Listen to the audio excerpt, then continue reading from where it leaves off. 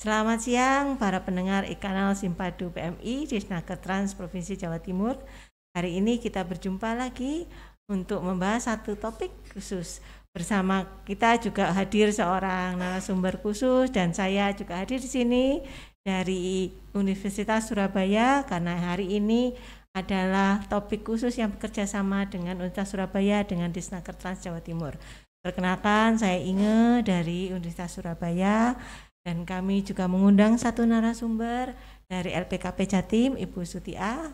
Hari ini beliau akan memberikan informasi ke kita semua para pendengar tentang pengasuhan kolaboratif anak pekerja migran Indonesia. Monggo silakan Bu Tia, hari ini gimana kabarnya? Iya, halo Mbak Inge, lama ini nggak ketemu Mbak Inge ya. Alhamdulillah saya baik gitu ya. Pendengar e-kanal Simpadu Disnaker Trans Jawa Timur, selamat ya sudah bekerja sama dengan Universitas Surabaya. Perkenalkan saya Sutia, saya dari Lembaga Pengkajian Kemasyarakatan dan Pembangunan atau biasa disingkat LPKP Jawa Timur yang diberikan kesempatan untuk hadir dalam dialog atau diskusi siang hari ini. Selamat siang semua para pendengar e-kanal Simpadu PMI dari Disnaker Trans Provinsi Jawa Timur. Kami mengadakan diskusi bersama hari ini. Hari ini akan sangat spesial karena hari ini kanal ini akan menjadi kerjasama antara Disnaker Trans Provinsi Jawa Timur dengan Universitas Surabaya. Topik hari ini juga sangat spesifik ya dibandingkan topik-topik sebelumnya. Oleh karena itu kami menghadirkan satu narasumber yaitu Ibu Sutiah dari LPKP Jatim. Selamat datang Ibu Sutiah. Hari ini kami akan membahas bersama-sama ya Bu tentang pengasuhan kolaboratif untuk perkembangan anak yang optimal. Mungkin Bu Sutiah bisa memberikan pengantar dulu sedikit tentang apa itu pengasuhan kolaboratif untuk perkembangan anak yang optimal sebelum nanti mungkin kita memulai dengan diskusi lebih detail. Silahkan Ibu. Baik Mbak Inge, selamat siang juga untuk seluruh pendengar e-kanal Simpadu Disnaker Trans Surabaya atau Jawa Timur ya ini ya. Dan selamat juga ini kerjasama yang sangat baik antara perguruan tinggi dengan pemerintah daerah Provinsi Jawa Timur. Terima kasih juga saya diundang dalam diskusi hari ini karena temanya cukup menarik ya Mbak Inge tentang bagaimana pengasuhan yang kemudian ini menjadi satu kebutuhan dari kawan-kawan sahabat-sahabat yang mungkin saat ini sedang menjadi pekerja migran gitu ya. Dan alhamdulillah memang LPKP sendiri sebagai organisasi masyarakat sipil pernah dipercaya dan sedang dipercaya juga oleh waktu itu kita kerjasama dengan AusAid ya terkait peduli untuk anak-anak pekerja migran. Dan di sana pada saat kita mengerjakan program inklusi atau peduli kepada anak-anak pekerja migran, salah satu yang kita kembangkan adalah collaborative parenting atau pengasuhan kolaboratif. Nah nanti seperti apa pengasuhan kolaboratif ini memang saya kira di wilayah atau di desa-desa di masyarakat Jawa Timur beberapa model pengasuhan kolaboratif ini juga sudah dikembangkan. Nah, munculnya inisiatif kolaboratif parenting ini saya kira berangkat dari keprihatinan para orang tua, masyarakat gitu ya, di tengah situasi ada banyak anak-anak pekerja migran yang kemudian dengan terpaksa ditinggalkan oleh ibu terutama gitu ya, walaupun juga ada beberapa yang ditinggalkan oleh ayahnya gitu ya. Nah ini menjadi sangat menarik karena memang kompleksitas problematika dari pentingnya pengasuhan ini diharapkan bisa membantu gitu ya, bagaimana anak-anak bisa bertumbuh dan berkembang secara maksimal, baik secara fisik maupun psikisnya. Saya kira itu Mbak Inge. Iya, terima kasih Bu ya.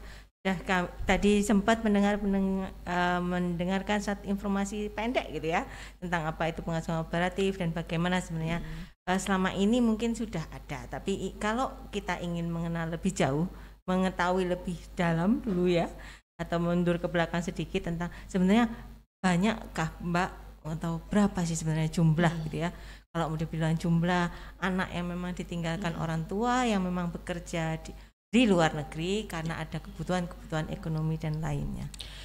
Iya, saya kira memang jumlah yang pasti secara total dari seluruh wilayah Jawa Timur itu kami tidak punya ya, karena kami waktu itu bekerja hanya di beberapa wilayah, tetapi dari case kami bekerja untuk peduli anak-anak pekerja migran di Jawa Timur, waktu itu ada di Kabupaten Malang, di Kabupaten Trenggalek, kemudian di Kabupaten Jember gitu ya. Contoh aja di Kabupaten Malang Mbak Ine, jadi di Kabupaten Malang kami bekerja di 3 desa, di 1 kecamatan di Donomulyo waktu itu. Dari 3 desa itu kami mendata ada total sekitar 444 anak. Itu 233 anak laki-laki dan 211 anak perempuan. Artinya kalau kita ambil rata-rata dari 3 desa itu, berarti kan per desa itu hampir 150 anak. Nah, karena memang kami menggunakan batasan anak ini adalah mereka yang usianya di bawah 18 tahun. Karena apa juga rata-rata pekerja migran kita itu adalah perempuan yang 80% perempuan, dan perempuan itu adalah perempuan usia subur, usia produktif, dan mereka juga sebagian besar meninggalkan anak-anak pada usia yang tadi saya sebutkan. Jadi ini seperti di Jember saja misalnya juga sama, kita bekerja di 3 desa.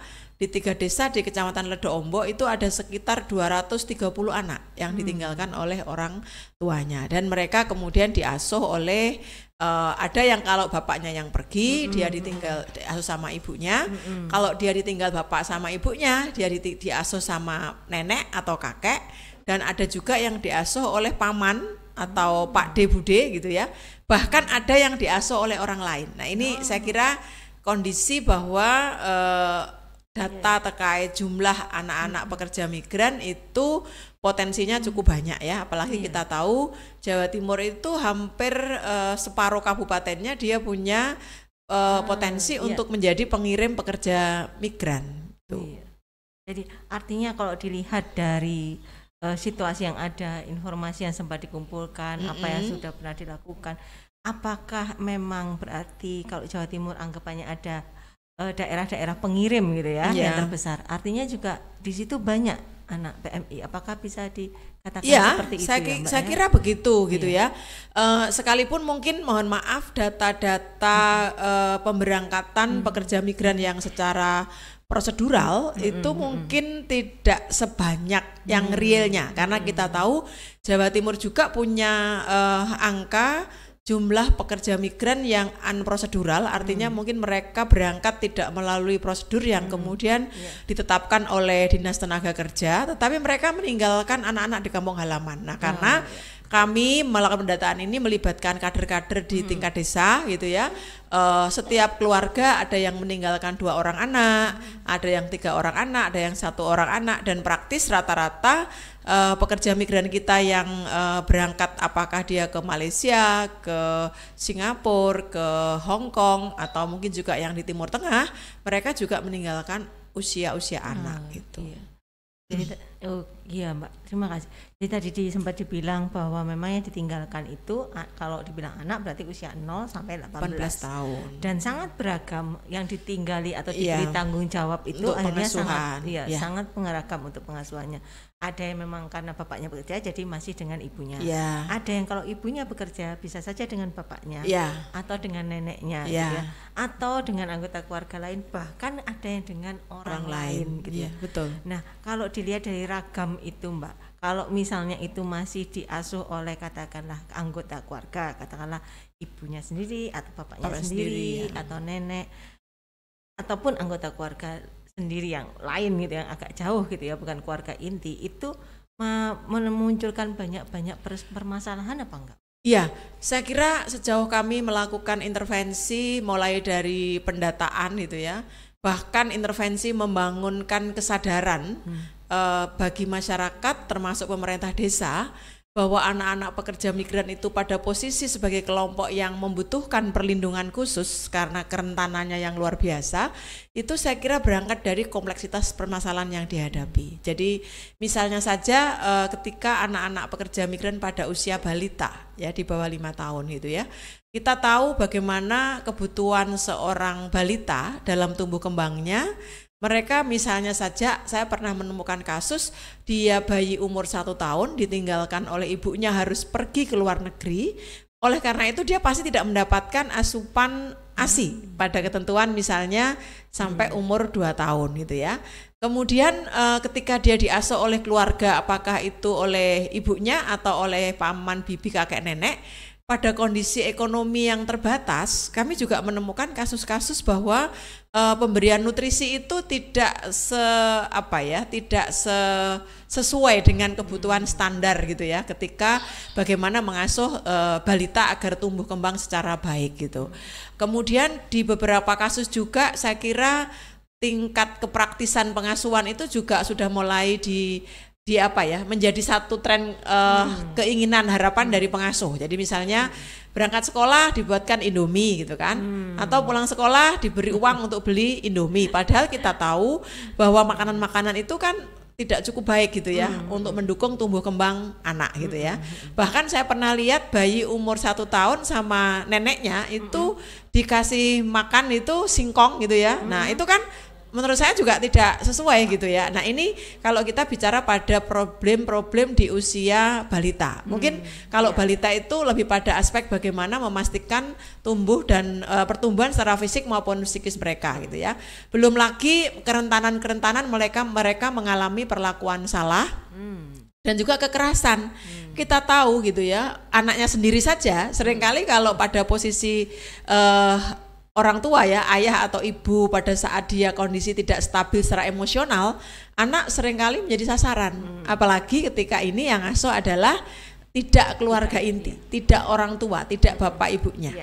Dan bahkan saya banyak menemukan juga ketika ibunya yang merantau atau yang bekerja ke luar negeri, si bapak karena biasanya peran gender itu pada tugas-tugas pengasuhan adalah tugas perempuan, seakan-akan laki-laki merasa tidak terlalu punya tanggung jawab. Nah di situ kemudian tugas pengasuhan dilimpahkan kepada orang tua, mertua, kakek, nenek gitu ya. Nah tentunya saya kira juga tingkat pengetahuan, keterampilan pengasuhan yang itu juga akan berkaitan dengan soal tingkat usia itu saya kira juga sangat berbeda. Dan kita tahu bahwa secara psikis tumbuh kembang anak itu ketika diasuh oleh orang tua sendiri sama nenek atau kakek itu sangat berbeda ya. Jadi cenderung kakek nenek itu kan selalu menuruti apa yang dimaui oleh cucunya, sekalipun itu tidak selalu untuk kepentingan terbaik. Nah ini saya kira juga menjadi faktor ketika kita bicara pada konteks kompleksitas pengasuhan pada usia balita. Belum lagi nanti dia naik pada usia sekolah gitu ya. Kita menemukan juga anak-anak yang kemudian malas untuk berangkat ke sekolah gitu ya, karena tidak diantarkan oleh ayah bundanya misalnya ya. Seringkali juga kakek neneknya tidak punya kemampuan untuk mengantar, menjemput di sekolah gitu ya. Sehingga anak kemudian menjadi tidak punya motivasi untuk belajar. Belum lagi kalau punya PR ya. Kalau punya PR nggak ada yang membantu mendampingi ngerjakan PR. Sampai sekolah ketika gurunya juga tidak punya sensitivitas memberikan pelindungan dan pelayanan khusus, maka dia diperlakukan seperti anak yang lain yang bapak ibunya ada di rumah, bisa ngajarin buat PR. Ketika nggak ditanya kenapa nggak ngerjakan PR, nggak ada yang bantu. Oke, kalau gitu kamu kena sanksi. Nah ini yang membuat juga menurut saya pada setiap tahapan tumbuh kembang anak mereka punya tantangan yang berbeda karena pengasuhan yang tidak komprehensif, karena pengasuhan yang tidak sesuai dengan standarnya gitu ya. Belum lagi dia masuk ke remaja awal misalnya ya, usia SD kelas 5, kelas 6 gitu ya, bahkan ke SMP kita seringkali menemukan juga problem-problem yang itu berkaitan dengan soal urusan kesehatan reproduksinya. Nah ini kan kecakapan pengasuh yang misalnya usianya sudah 70 tahun, 60 tahun gitu ya, saya kira akan sangat berbeda dengan kebutuhan-kebutuhan pengasuhan pada level anak-anak seperti zaman sekarang. Nah kita sering mendengar kasus-kasus, mohon maaf Mbak Inge, misalnya kekerasan seksual gitu ya, pergaulan di luar batas kewajaran yang kemudian sampai terjadi kehamilan itu, yang pada akhirnya apa yang terjadi? Perkawinan usia anak. Jadi ini saya kira problem-problem yang tadi ditanyakan, apakah ketika pengasuhan itu tidak komprehensif pada sesuai usia tumbuh kembangnya, apakah kemudian muncul persoalan gitu ya. Nah, saya kira itu pasti. Walaupun masyarakat sebetulnya awal-awal kami belum masuk berpikir bahwa kenapa sih kok ngurusi anaknya pekerja migran? Kan mereka itu sudah enak hidupnya. Bapak ibunya bayarannya banyak, tiap bulan dapat kiriman uang. Mereka nggak berpikir bahwa resiko ketika mereka tidak berada bersama orang tuanya dan dia hanya mendapatkan kiriman uang, tidak ada pengasuhan yang baik, tidak ada kasih sayang yang baik, mereka berpotensi, apalagi lingkungannya tidak kondusif, maka dia berpotensi melakukan penyimpangan-penyimpangan perilaku yang kemudian mungkin tidak pada batas kewajaran sesuai tumbuh kembangnya. Misalnya anak usia 15 tahun kemudian dia berpacaran sampai kemudian terjadi kehamilan. Bahkan ini juga saya kira agak memprihatinkan juga, di beberapa kasus yang kita temukan di wilayah-wilayah kerja pendampingan kami, ada beberapa kasus kekerasan seksual yang dialami anak-anak pekerja migran, khususnya yang perempuan ini Mbak Inge, itu oleh orang-orang dekatnya yang seharusnya dia melindungi. Misalnya kasusnya di Malang pernah ada kejadian KS itu dilakukan oleh ayah tirinya, oleh pamannya, oleh kakaknya dan sebagainya. Ini adalah situasi-situasi yang menurut hemat saya tidak bisa dibiarkan gitu ya. Hanya kita berpikir anaknya PMI, kalau orang dulu bilang anaknya TKI gitu ya, anaknya PMI itu hidupnya sudah enak gitu. Belum lagi pengaruh sekarang dengan gadget, media sosial, pengaruh pergaulan yang itu sangat rentan bagi anak-anak pekerja migran. Iya betul. Kadang-kadang memang kita itu lupa ya bahwa seakan-akan kalau sudah dipenuhi, bahkan kalaupun itu anak bersama dengan orang tuanya pun kalau tidak ada pendampingan, tidak ada kasih sayang, tidak diperhatikan dengan benar tumbuh kembangnya, itu pun meskipun sudah dengan ibu bapaknya seringkali kecolongan, masih ada hal-hal yang tidak tepat dalam tumbuh kembangnya, apalagi mungkin ini anak-anak yang tidak langsung dengan ibu bapaknya sendiri dititipkan pengasuhannya. Belum tentu juga yang dititipin itu punya fokus terus sama anak ini. Betul gitu sekali. Sehingga kalau seperti ini mungkin siapa lagi ya Mbak mungkin yang bisa membantu agar pengasuhan ini tidak saja menjadi tanggung jawab keluarga inti. Ini saja, karena kan kita kalau mau bilang bahwa anak-anak ini adalah anak-anak kita masa depan gitu ya, jadi kita tidak bisa lepas tangan begitu saja. Mungkin siapa lagi yang harus? Jadi betul, pengalaman kami bagaimana kami mulai menumbuhkan kesadaran dari masyarakat sekitar, sekalipun dia bukan orang tua kandung atau keluarga dekat dari si anak. Jadi kami memulai dengan pelatihan kader-kader pengasuhan. Jadi kami tahu di desa itu punya potensi, ada kader posyandu, ada guru ngaji, ada guru PAUD gitu ya, ada guru sekolah gitu. Yang itu kemudian kita rangkul bersama termasuk perangkat desa gitu ya.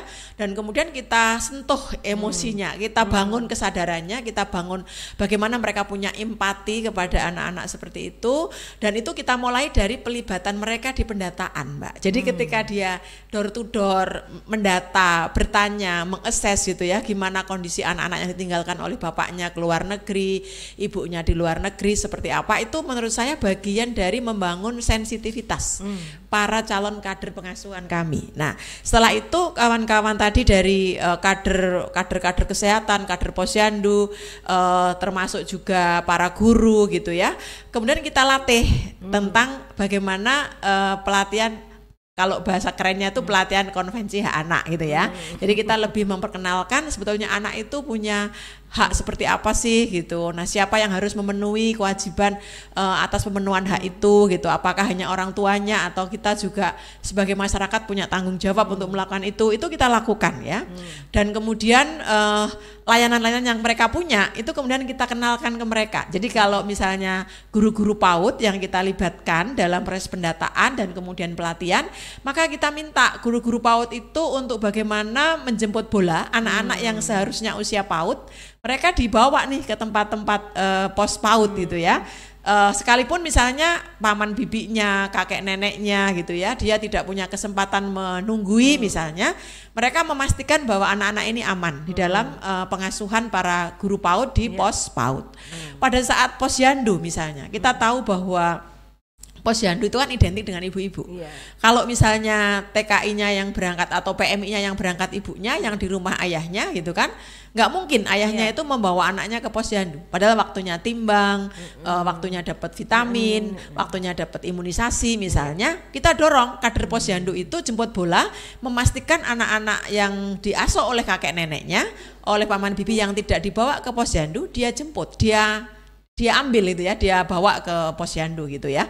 Nah ini bagian-bagian ketika bagaimana kita mendorong keterlibatan para pihak dalam memastikan bahwa anak-anak mendapatkan pengasuhan yang komprehensif gitu ya. Termasuk ngaji, termasuk ketika nggarap PR. Kami di Malang Selatan itu punya mitra-mitra di sana gitu ya. Itu misalnya Pak Miut misalnya, salah satu kader desa kami yang dia punya pos untuk belajar ngaji, pos untuk belajar tentang ngerjakan PR gitu ya, dan itu menurut saya cukup baik karena anak-anak di sana terfasilitasi oleh kader-kader yang memang siap secara sukarelawan membantu. Nah ini yang kami ingin bahwa memberikan satu best practice begitu, bahwa sebetulnya resource sumber daya manusia yang ada itu cukup bisa didaya gunakan selama ada yang mau memulai untuk mengkorek-korek dan kemudian menjahit gitu ya, potensi-potensi yang bisa menjadi daya dukung untuk mengoptimalkan pada tugas-tugas pengasuhan yang itu mungkin tidak bisa dipenuhi secara komprehensif oleh keluarga inti dari si anak pekerja migran. Iya Mbak, betul sekali. Jadi memang karena ngomong pengasuhan itu kan tidak mudah. Ya. Kita harus kalau mau anak ini berkembang secara optimal harus selalu dilihat dari semua aspek fisiknya, kognitif, emosi dan sosialnya. Saya pikir kalau tadi cerita soal bagaimana ada seorang yang bisa punya tempat belajar bersama, saya pikir itu juga menjadi tempat di mana anak-anak PMI ini juga bergaul dengan anak-anak yang lain yang non PMI sehingga mungkin itu juga menumbuhkan rasa percaya diri mungkin ya, bahwa saya itu sama gitu ya Mbak. Apakah itu juga? Jadi karena Mbak Ina, karena pendekatan program kami waktu itu adalah pendekatan yang inklusif. Jadi kami tidak berkenan juga ketika anak-anak pekerja migran itu disendirikan. Jadi waktu itu di wilayah kerja kami ada beberapa institusi yang terbentuk, dia menggunakan sebutan misalnya di Malang Selatan itu ada PAUD APM. PAUD anak-anak pekerja migran. Pertama kali saya mengatakan bahwa tidak boleh ketika kita menyebut PAUD APM itu adalah PAUD yang hanya diisi anak-anak pekerja migran. Karena di situ tidak akan terjadi inklusi sosial gitu ya. Justru kami nggak apa-apa kalaupun misalnya ini mau membuat sebuah branding PAUD yang ini juga punya concern kepada anak-anak pekerja migran, tetapi yang bersekolah di situ, yang diterima di situ, yang diasuh di situ seharusnya juga anak-anak yang lain. Karena dengan anak-anak yang lain masuk di situ akan terjadi proses pembauran, proses inklusi gitu ya, di mana satu dengan yang lain bisa belajar, bisa membangun empati, bisa membangun solidaritas gitu ya, yang kemudian tidak terjadi eksklusivitas gitu ya, atau stigmatisasi ya. Kami biasanya dulu mendengar begini, aduh anaknya TKI gitu, waduh anaknya pekerja migran gitu ya, makanya nakal gitu kan. Nah itu kan stigma-stigma yang kalau itu dibiarkan maka akan membuat anak-anak pekerja migran menjadi tidak percaya diri. Dan itu akan membuat ketika anak-anak pekerja migran itu berlaku salah gitu ya, atau dia menyimpang perilakunya dari kebiasaan masyarakat, dianggap dimaklumi. Oh wajar saja karena dia itu tidak diasuh sama orang tuanya. Nah ini saya kira harus kita hindari, bahwa mereka sebagai anak punya hak yang sama seperti anak-anak yang lain. Dia tidak boleh hidup dengan stigma yang kemudian membebani dan kemudian mengganggu relasi mereka gitu ya. Dan ini kami betul-betul tanamkan pada para pengasuh gitu ya, termasuk anak-anak pekerja migran yang kami dampingi juga kita baurkan dengan forum anak desa, di mana forum anak desa ini adalah forum dari semua anak di tingkat desa. Dia ada yang anaknya pekerja migran, dia ada anaknya guru, dia ada anaknya petani dan sebagainya, dan mereka saling belajar bersama, saling membangun solidaritas itu ya. Dia kita kenalkan tentang apa itu hak anak, apa kewajiban anak dan sebagainya, itu kita lakukan karena kita memang tidak ingin mengeksklusifkan anak-anak pekerja migran, sekalipun kita tahu anak-anak pekerja migran itu membutuhkan perlindungan khusus. Itu saya kira yang terus kita kawal agar eksklusivitas pada anak-anak pekerja migran itu tidak terjadi. Nah, tetapi itu seringkali yang membuat kami awalnya juga agak miris, dan kemudian kami di Tulungagung, di Trenggalek itu mencoba berbuat sesuatu itu begini, Mbak.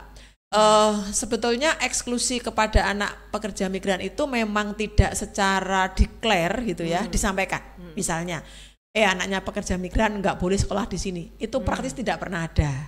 Tetapi dalam implementasinya seringkali aturan main, perlakuan gitu ya, kebijakan yang dimiliki oleh sebuah institusi secara tidak langsung itu mengeksklusi. Jadi misalnya ketika pemahaman para sivitas sekolah gitu ya, guru, kemudian tenaga pendidik maupun pendidikan, termasuk siswa juga gitu, tidak mengetahui bahwa anak-anak pekerja migran itu adalah anak-anak dalam situasi yang membutuhkan perlindungan khusus, mereka diperlakukan sama. Ketika diperlakukan sama, misalnya gitu ya, ketika nggak ada PR dia kena penalti, mereka kena poin gitu ya. Ketika anak-anak pekerja migran ini tidak dapat pengasuhan yang baik, potensi kena poin kan pasti lebih tinggi. Nah, ketika poinnya itu tinggi, maka kemudian mereka akan rentan dikeluarkan atau diberi sanksi. Nah, pada saat dia diberi sanksi itulah kerentanan mereka untuk memutuskan, aduh aku nggak sekolah sudah. Nah, ini kan sangat tinggi. Oleh karena itu pada saat itu kami juga mengajak guru-guru BK bagaimana dia memahami bahwa anak-anak pekerja migran itu pada saat tumbuh kembangnya dia membutuhkan perlakuan yang agak khusus dibandingkan anak-anak yang dalam pengasuhan komprehensif. Saya kira itu juga kami lakukan. Iya, artinya memang pengasuhan anak atau menjaga anak ini memang bukan cuma tanggung jawab keluarga inti, tapi bagaimana juga lingkungan sekitar, masyarakat, sekolah, di sekitar itu mendukung juga sehingga termasuk sesama anak, Mbak Inge. Sesama anak, betul. Sesama anak juga tidak bersikap berbeda, bersikap membantu sama seperti dia dengan teman yang lain meskipun dia memang anaknya pekerja migran gitu ya. Jadi memang sangat banyak upaya yang harus dilakukan bersama gitu ya, sehingga memang kalau dibilang pengasuhan kolaboratif jadi pas gitu ya, karena memang ini butuh keterlibatan dari berbagai pihak. Betul. Semua pihak termasuk dalam hal ini mungkin juga pemerintah sebenarnya. Iya, jadi betul sekali. Jadi kami di program kami juga itu mengadvokasi kepada pemerintah desa khususnya gitu ya, untuk mereka juga punya kepedulian gitu, yang itu betul-betul dituangkan. Misalnya kader-kader pengasuhan kami itu kemudian kita advokasikan mendapat SK dari desa sebagai tambahan tambahan tanggung jawab. Mereka yang kader posyandu, mereka yang kader KB, mereka yang kader guru PAUD misalnya, mereka dapat insentif. Tetapi ketika ada tambahan dia mengasuh anak-anaknya PMI, maka desa itu juga harus memberikan perhatian. Walaupun mungkin kalau nilainya tidak seberapa ya Mbak Inge, tetapi bentuk perhatian kepada pemerintah memberikan insentif dalam hal ini pemerintah desa kepada kader-kader pengasuh itu dilakukan. Bahkan kami di NTT di NTT nih di Sumba, mereka memberikan penghargaan itu kepada para kader-kader masuk dengan menggunakan dana desa. Nah, ini saya kira yang menurut saya adalah terobosan yang cukup baik, yang itu akan memberikan penguatan gitu ya, karena mungkin kader-kader itu dengan ikhlas melakukan tugasnya, membantu mengasuh anak-anak tetangganya, anak-anaknya PMI yang kemudian pengasuhannya tidak komprehensif. Tetapi bentuk penghargaan, bentuk apresiasi pemerintah desa itu juga akan sangat memotivasi mereka gitu ya. Karena biasanya kan ketika anak-anak PMI itu kan ditinggal dalam waktu yang cukup panjang 2 tahun, bahkan ada yang sampai 10 tahun, dari dia kecil sampai dia SMP itu nggak pernah tahu orang tuanya seperti apa. Nah, ini menurut saya juga pengalaman menarik bagaimana kita mendorong keterlibatan pemerintah, terutama pemerintah desa. Dan bahkan kami di program peduli pada saat itu kami mengadvokasi yang di Malang itu sampai punya perda perlindungan pekerja migran dan keluarganya. Dalam bagian di dalam perda itu kami juga mengusulkan, bahkan disetujui, bagaimana pemerintah ketika akan memberikan satu pengantar pemerintah desa ketika akan memberikan suatu pengantar kepada PMI, dia berhak bertanya kepada calon PMI itu, Kalau sampean duwe anak gitu ya, atau sampean punya anak gitu, kira-kira ketika ditinggal nanti anak-anak ini sama siapa? Nah, ini bagian dari kepedulian pemerintah desa untuk memastikan agar PMI yang sudah punya anak dan dia itu punya tanggung jawab pengasuhan, dipastikan selama dia akan memutuskan untuk menjadi pekerja migran, pengasuhannya jelas. Iya.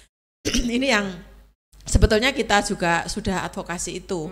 Bahkan di perdanya provinsi punya juga Mbak Inge, Perda Perlindungan Pekerja Migran dan Keluarganya, kita pernah advokasi itu, tetapi memang secara kewenangan saya kira provinsi tidak punya kewenangan menjangkau sampai di aspek pemenuhan hak untuk pengasuhan. Nah, itu harapannya bisa diamanahkan kepada kabupaten kota yang dia bisa menjalankan fungsi itu melalui OPD terkait, apakah di pendidikan, di kesehatan gitu ya, termasuk di KB.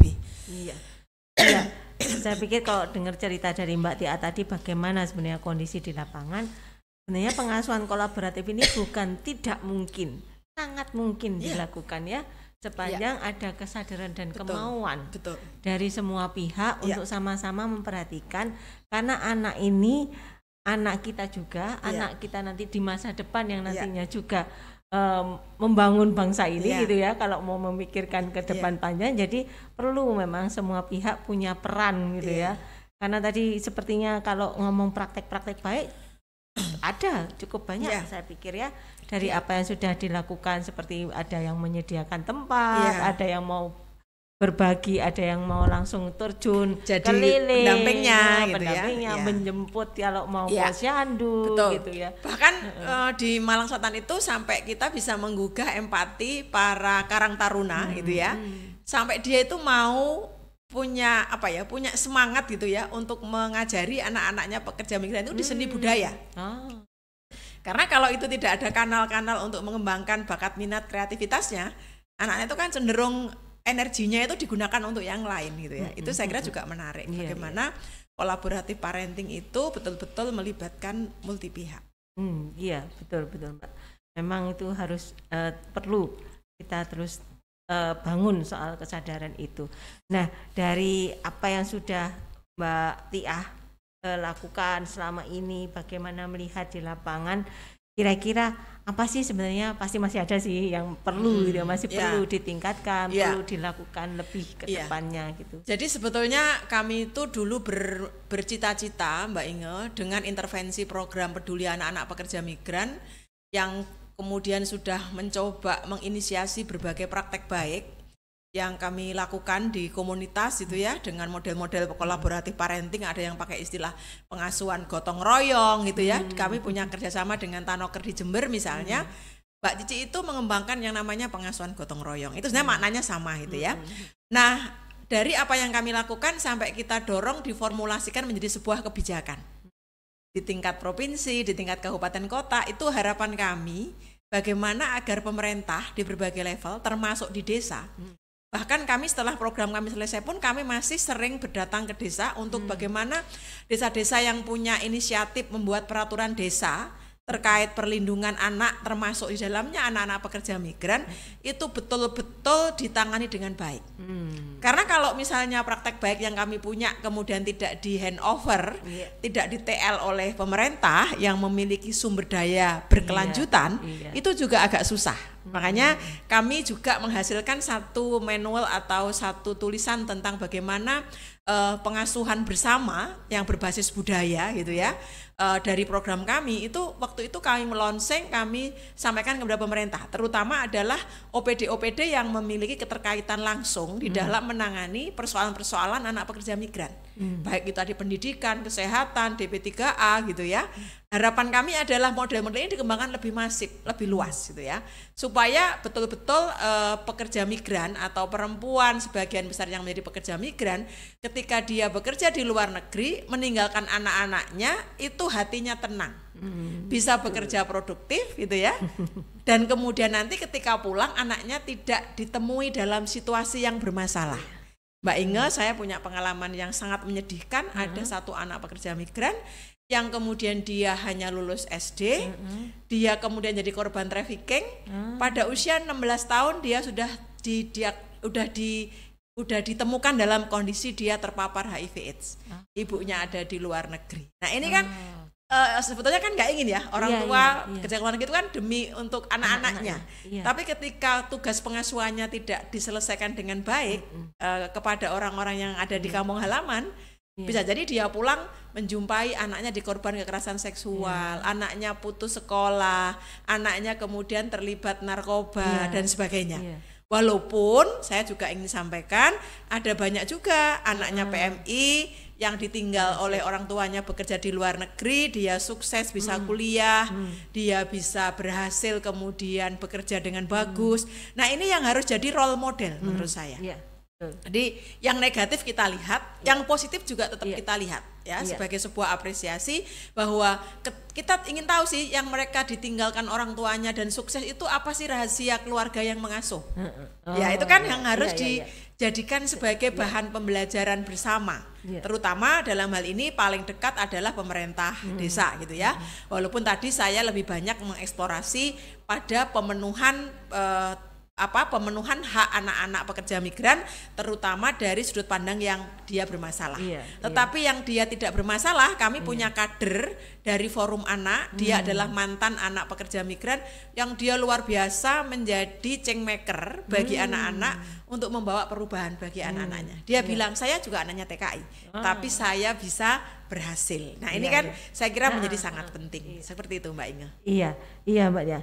Senang sekali ketika kita mendengar bahwa sebenarnya bukan saja hal yang negatif sebenarnya yang ada gitu ya, tapi tetap masih ada hal-hal positif yang bisa kita petik dari sini. Maksudnya memang permasalahan itu masih ada, tetapi bukan berarti tidak mungkin itu diselesaikan, karena itulah kenapa butuh dukungan banyak pihak untuk bisa menciptakan anak-anak yang sukses, anak-anak yang bisa berhasil sesuai dengan keinginannya gitu ya. Jangan sampai karena anak PMI kemudian karena labeling tadi dianggap benar, gak popo nek anak PMI itu nakal, gak popo nek anak PMI gak sekolah, enggak. Tapi justru berangkat dari kita memetakan masalah itu, kita cari solusinya agar semua anak tanpa diskriminasi, tanpa stigma dia bisa mendapatkan hak-haknya secara baik. Dan kami punya tagline, anakku anakmu juga, anak kita bersama. Betul sekali.